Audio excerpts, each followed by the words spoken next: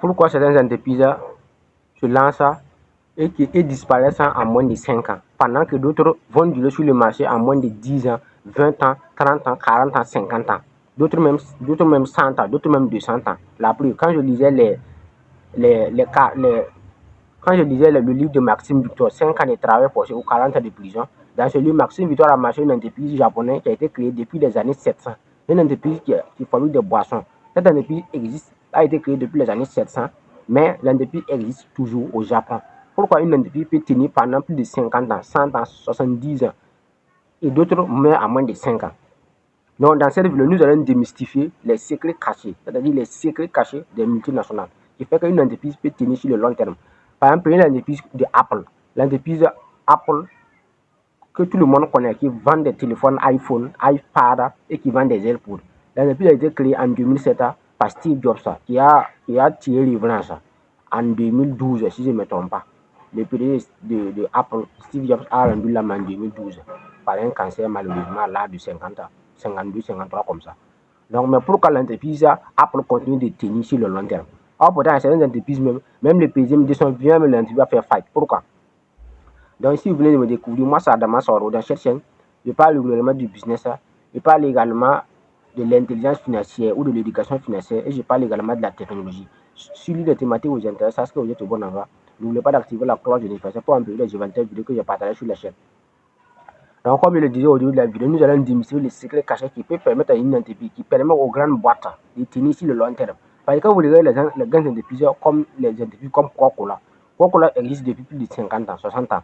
Les entreprises comme Apple, même Samsung. Samsung, c'est pas cette année que le Samsung a été créé, c'est depuis des années. Mais pourquoi ils arrivent à tenir sur le long terme? Comparativement à certaines personnes qui se lancent, en moins de 5 ans, disparaissent. En moins de 5 ans, disparaissent. En moins de 5 ans, disparaissent. Ceux même qui ont une durée, même c'est en moins de 10 ans. Sinon, la majorité, c'est en moins de 5 ans, ils vont disparaître. Et eux, ils sont sur le marché depuis 50 ans, depuis 60 ans. Premièrement, c'est le détachement dans les affaires. À un certain moment, vous devez comprendre que le business, il faut avoir la culture de détachement. C'est-à-dire que si vous pratiquez une stratégie, et puis la stratégie ne marche pas, à un certain moment, il faut changer de stratégie. Il faut changer de stratégie. Il faut changer de stratégie. Donc, ces entreprises, ce ne sont pas les entreprises qui sont focalisées sur une seule stratégie au fait. Non seulement ils changent constamment de stratégie et ils n'ont pas un seul produit. Les entreprises, comme si vous prenez l'entreprise Apple, Apple ne vend pas un seul produit. Ils vendent des iPhones, ils vendent des iPads, ils vendent des AirPods. Même les iPhones, ce n'est pas un seul iPhone. Ils ont commencé par iPhone 4. Actuellement, ils sont à combien? Ils ont commencé à iPhone 4. Ensuite, c'est X6, non? Ils sont venus à XR, 7, ou bien c'est combien là? Ils sont passés à 11, à 11, 12, 13. Ils sont actuellement à 17, si je ne me trompe pas. Donc, c'est l'un des secrets cachés des grandes boîtes. Dès lors que la stratégie ne marche pas seulement, ils vont changer. D'autres même changent complètement de produit. Voilà. Comme, prenez des entreprises comme Samsung. Samsung, il y a combien de Samsung qui sont sortis? Il y a Galaxy A combien? Galaxy quoi? Samsung S quoi? Samsung S2, Samsung S3, Samsung S4, Samsung Galaxy A1, Samsung Galaxy A2. C'est comme ça. À un certain moment, non seulement ils changent de produit, et ils changent constamment de stratégie. Ce n'est pas la même stratégie. La stratégie que Samsung utilisait en 2010, ce n'est pas la même stratégie que Samsung utilise en 2026 actuellement. Ce n'est pas possible. Donc, il faut changer constamment de stratégie. C'est ce que les multinationales ont compris. C'est pourquoi chaque année, on change de stratégie. Il y a d'autres même qui changent des étiquettes. Même prenez l'étiquette Coca-Cola. Coca-Cola change constamment des étiquettes. Donc, tout ça fait partie du plan. Pour préparer mentalement et psychologiquement aux gens que ce sont de nouveaux produits, c'est de nouveaux boissons, c'est très bien, c'est agréable, c'est bon pour la santé, c'est comme ça. Mais pour pouvoir tenir sur le long terme dans le monde des affaires, il faut avoir la culture de détachement dans les affaires. Voilà, il ne faut pas se focaliser sur une seule stratégie seulement, ou bien sur un seul marketing seulement pour dire que ça, c'est ça. Malheureusement, en Afrique, c'est pourquoi la majorité des boîtes ne peut pas atteindre une certaine échelle. Parce que nous, on n'a pas la culture de changer de stratégie. Dès lors que nous, on gagne ça marche seulement, on est focalisé là-dessus. On refuse complètement de changer de stratégie. Après, le monde évolue. Donc, c'est l'un des éléments les plus importants qui permettent aux entreprises de tenir sur le long terme. C'est-à-dire 50 ans, 60 ans, 70 ans. Et la deuxième stratégie qui permet aux multinationales de tenir sur le long terme, et d'ailleurs, c'est la stratégie même la plus importante, est les alliances stratégiques. Qu'est-ce qu'une alliance stratégique? Les alliances stratégiques, c'est quand une entreprise alpha va aller signer un partenariat avec une entreprise bêta. C'est que vous devez comprendre que nous sommes dans un monde interplanétaire. Tout le monde est connecté. Et d'ailleurs, depuis l'arrivée de l'Internet, le monde est devenu un village planétaire. La preuve est que moi, je suis au Burkina Faso, plus précisément dans la capitale politique du Burkina Faso, qui est Ouagadougou. Mais je peux lancer un appel vidéo avec mon frère qui est à New York ou en Californie. Parce que le monde est devenu un village planétaire. Et puis, on va échanger directement. Lui, il est aux États-Unis, moi, ici au Burkina, on échange directement. Donc, c'est la même chose dans le monde des affaires. On appelle ça les alliances stratégiques. Regardez les grands clubs comme le Barça. Quand vous regardez le grand club comme le Barça, regardez le maillot du Barça. Quand vous regardez le maillot du Barça, généralement c'est Qatar Airways. Qu'est-ce que c'est que Qatar Airways? Qatar Airways, c'est une entreprise, c'est une compagnie aérienne. C'est une compagnie aérienne qui vend des billets d'avion. Mais cette compagnie aérienne a besoin de la clientèle. Cette compagnie aérienne a besoin de se faire promouvoir dans le monde entier afin de pouvoir commercialiser ses billets d'avion. Qu'est-ce que cette entreprise va faire? Il y a le Barça qui est là, qui est l'un des clubs les plus effilés au monde. L'entreprise va se déplacer maintenant pour venir signer un partenariat gagnant-gagnant avec le Barça. Pour dire que à partir de maintenant, tu vas afficher maintenant le nom de mon sur tes maillots et en échange, je te paye, disons même 100 millions par mois ou même 200 millions de dollars par mois. Même ça dépasse ça. Donc, on appelle ça une alliance stratégique. Même regardez, c'est même pas le Barça. Regardez, tous les grands clubs sont comme ça. Regardez le Real de Madrid. Regardez le maillot du Real. Généralement, à l'époque, c'était Nike. Bon, je ne sais pas ce qui s'est passé. L'alliance avec Nike s'est arrêtée. Actuellement, je pense que c'est Flea Emirates. Emirates, c'est une entreprise, c'est une compagnie aérienne qui est, si je me trompe, qui est à Dubaï. Donc, c'est la même chose que dans tous les grands clubs. Même prenez un artiste comme c'est Rihanna, non? Si c'est pas, non, c'est Rihanna.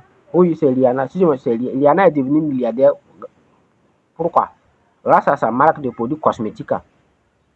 Elle, c'est une artiste, c'est une artiste chanteuse reconnue dans le monde entier. Qu'est-ce qu'elle a décidé de faire? Elle a décidé maintenant de mettre en place maintenant un produit cosmétique. Elle a allé voir une entreprise qui produit des produits cosmétiques maintenant. Elle a signé une alliance avec l'entreprise pour dire que bon, moi je suis une chanteuse, j'ai de la crédibilité. Donc, si vous voulez, voilà, on va faire un partenariat gagnant-gagnant. Donc, moi, vous allez fabriquer vos produits maintenant. Et c'est moi maintenant qui va les prendre la marque de vos produits. Et c'est comme ça qu'elle a fait. Et elle est devenue milliardaire en dollars. Donc, on appelle ça une alliance stratégique. Et aucune entreprise ne va aller atteindre une certaine échelle sans une alliance stratégique. Ça ne fonctionne pas. Tous les grandes entreprises qui vont aller à une certaine échelle là, vont forcément à un certain moment faire les alliances stratégiques. Donc, les alliances stratégiques est l'un des éléments qui a permis à ces grandes multinationales-là de rester pendant longtemps sur le marché. Personne ne va atteindre une certaine échelle-là sans alliance stratégique. Dans le monde du Vietnam, ça fonctionne comme ça. Dans le monde fonctionne en réseau. Donc, dans l'ère du verset que nous sommes, bon, pour ceux qui sont un peu spirituels, les signes de l'ère du verset est le communautarisme. Donc, pour atteindre une certaine échelle, il faut forcément des alliances stratégiques.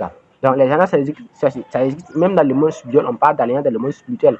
On va prendre l'exemple d'Abraham qui a sacrifié son fils, qui a failli sacrifier son fils Ismaël parce qu'il avait pris une alliance avec Dieu. Ça, c'est dans le monde spirituel. Et également JFT, que la Bible parle. Le roi qui a sacrifié sa fille parce qu'il a pris une alliance avec Dieu, une alliance spirituelle avec Dieu, en disant que s'il remportait la guerre, il allait sacrifier sa fille. Ça, c'est dans le monde spirituel. Donc, de la même manière que les alliances sont dans le monde spirituel, ces alliances existent également dans le monde physique. J'ai vu des grands clubs qui signent des partenariats avec des grandes entreprises comme Nike, comme Flea Emirates, comme Qatar Airways, beaucoup. Donc, c'est comme ça que le monde fonctionne. Donc, même Coca-Cola signe des partenariats. C'est pourquoi on parle de franchise. Quand on parle de franchise, c'est quoi? Quand on parle de franchise, tu achètes une partie de l'entreprise dans ton pays. Tu dis que, par exemple, au Burkina ici, Total Burkina a été acheté par M. Idrissa Nassa, PDG de Coris Bank, l'un des hommes les plus du Burkina. Cela veut dire que tout le Burkina Faso, Total, c'est pour lui. Donc, il a acheté une franchise dans l'esprit Total. Donc, ça, c'est une alliance stratégique. Dans tous les grands multinationales, on sait même Coca-Cola, c'est cette même chose qui a permis à Coca-Cola d'atteindre une certaine échelle. Dans tous les pays que Coca-Cola représente, il n'y a aucun pays où le PDG appartient directement. Ce sont des gens qui achètent des franchises et qui représentent maintenant la marque dans ce pays. Même chose que dans les grands aéroports, même chose que dans les grands, c'est comme ça fonctionne. Donc, les alliances stratégiques sont l'un des éléments les plus importants que toutes les grandes boîtes utilisent. Mais on peut le faire à petite échelle. Voilà, c'est pas parce que tu n'as pas encore atteint une certaine échelle que tu peux faire. Tu peux faire les alliances à petite échelle. Même les grandes entreprises comme EasyBit signent les alliances stratégiques. On va prendre l'exemple de Shopify. Shopify, c'est une plateforme de vente en e-commerce. Yomi Denzel, c'est un YouTuber qui fait de e-commerce également. Yomi Denzel gagne plus de $100 000 avec la plateforme Shopify. Pourquoi? C'est une alliance stratégique. l'entreprise est venue voir Yumi Denzel, comme tu as 1 million d'abonnés sur YouTube, donc tu vas prendre notre lien d'affiliation et à chaque fois que quelqu'un passe ton lien d'affiliation pour faire des ventes ou des achats sur Shopify, tu gagnes des commissions. Or, pourtant, Yumi a plus d'1 million d'abonnés sur YouTube. Donc, supposons même que 10% de ses abonnés, ça fait 100 000 personnes. Disons même 1%, ça fait 10 000 personnes. Donc, si 1% des abonnés de Yumi utilisent Shopify pour faire des achats ou pour vendre des produits sur Shopify, et chaque vente, on lui donne $1. Bon, vous pouvez imaginer. C'est pourquoi Yumi, actuellement, ce qu'il gagne avec Shopify dépasse $100 000 par mois. Uniquement son lien d'affiliation avec Shopify. Donc, pour vous montrer que le monde fonctionne comme ça, il faut forcément des alliances stratégiques. Donc, ce sont les gens qui n'ont pas compris, qui passent leur temps, surtout en Afrique, plus précisément dans la zone francophone. Les gens sont nés dans la médiocrité. Donc, les gens veulent, voilà, c'est pourquoi les religieux s'attaquent. Les musulmans s'attaquent, les chrétiens. Sûrement, c'est en Afrique que ça se passe. Sinon, allez sur le plan international. Même les Américains traitent avec les Juifs. Voilà, même les Américains travaillent avec les Juifs. C'est comme ça. Si on parle de Boeing, si on parle d'Etihad, même Aramco, ça veut dire quoi? Arabia and America Company. Donc, même les Américains travaillent avec les Arabes. Même les Juifs travaillent avec les Arabes en bas. Donc, c'est nous qui sommes là en train de vouloir se tuer, en train de vouloir s'attaquer. Que moi, je suis musulman, moi, je suis chrétien, moi, je suis catholique, je m'en fous des musulmans. Moi, je suis musulman, je m'en fous des chrétiens. Or, pourtant, même là, oui, ceux qui sont en haut travaillent ensemble. Bin Salman travaille avec tout le monde. Bin Salman, vous savez, est le prince héritier de l'Arabie Saoudite qui a hérité le trône en 2017. Actuellement, Salman travaille avec tout le monde, que ce soit les Juifs, que ce soit les Américains, que ce soit les Chinois, les Indiens, tout. La Trump est parti en Arabie Saoudite. Le président chinois Xi Jinping est allé en Arabie Saoudite. Donc, pour vous montrer que on appelle ça des alliances stratégiques. Dans le monde des affaires, il n'y a pas de religion. Il n'y a pas de religion, il n'y a pas de race, il n'y a pas de culture, il n'y a pas d'ethnie dans le monde des affaires. Les affaires, c'est les affaires. Donc, les Arabes ont compris ça, c'est pour qu'ils travaillent avec tout le monde. Donc, les alliances, ça dit que l'un des éléments les plus importants qui a permis à ces grandes multinationales de rester sur le marché pendant plus de 50 ans, 60 à 70 ans. Et la troisième élément qui permet aux grandes multinationales ou aux grandes entreprises de rester longtemps sur le marché est l'innovation technologique. L'innovation technologique est l'une des choses que tu n'as pas le choix. Il faut embrasser le changement si l'alternative est un désastre, a affirmé Elon Musk sur sa page Twitter. Pour montrer que le monde évolue à une vitesse exponentielle. Tout de suite, j'ai parlé du monde planétaire. J'ai dit que nous sommes dans un village planétaire. La preuve est que je suis au Burkina Faso, à Ouagadougou, mais je peux communiquer avec mon frère qui est en Californie, qui est à New York, ou qui est à Antalya en Turquie, ou qui est à Bali en Indonésie, ou qui est à Bangkok en Thaïlande. Peu importe l'endroit où mon frère se trouve seulement, on peut passer directement un appel vidéo sur Zoom. Il y a Zoom qui vous permet d'interagir directement. Donc, pour vous montrer que le monde est dans un village planétaire. Donc, à l'heure où je parle, tous les 5 continents sont réunis dans un seul monde qui est l'Internet, que ce soit l'Afrique, l'Amérique, l'Asie, le continent, l'Europe, même le continent océanique. Quand on dit le continent océanique, c'est-à-dire ceux qui vivent dans l'eau. Il y a des navires qui sont dans l'eau, il y a des navires qui peuvent faire 6 mois dans l'eau, il y a des sous-marins qui peuvent faire 6 mois dans l'eau. Et il y a même des pays comme la Nouvelle-Zélande et l'Australie qui sont situés même carrément, on peut dire même carrément dans l'eau. Parce que la mer les a encerclés. Donc, mais tous ces individus sont dans un seul monde qui est l'Internet. Donc, il faut embrasser le changement si l'alternative est Internet. Vous n'avez pas le choix.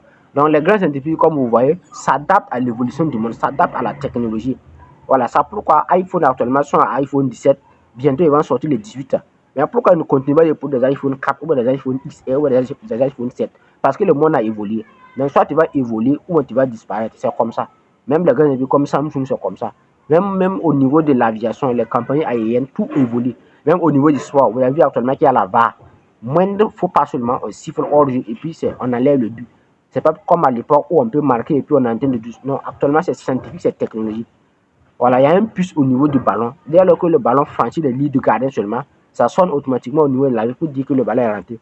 Donc on peut plus débattre pour dire que est-ce que le ballon est rentré ou le ballon n'est pas rentré. Tout ça, c'est l'innovation technologique. Pour vous montrer que le monde évolue dans tous les secteurs, la technologie va impacter, que ce soit la politique, le sport, que ce soit la musique, que ce soit le business, peu importe. Donc c'est pourquoi il faut embrasser le changement si l'alternative est un désastre. La plus, est-ce qu'on a forcé quelqu'un à créer une page Facebook? Facebook n'est pas forcé quelqu'un à créer sa page Facebook. Même chose que WhatsApp. On n'a pas forcé quelqu'un à créer, à avoir un compte WhatsApp. Tu n'as pas le choix. Puisque tous tes amis sont sur WhatsApp. Même certains parents ont des comptes WhatsApp actuellement, même ceux qui ne sont pas allés à l'école, les papis même qui ne sont pas allés à l'école même ont le numéro WhatsApp pour pouvoir communiquer. Comme ils ne sont pas allés à l'école, ils ne peuvent pas écrire des messages en français ou en anglais. Donc la meilleure manière de communiquer, c'est WhatsApp. Puisque WhatsApp, c'est par vocal. Donc tu peux parler en ta langue maternelle sur WhatsApp.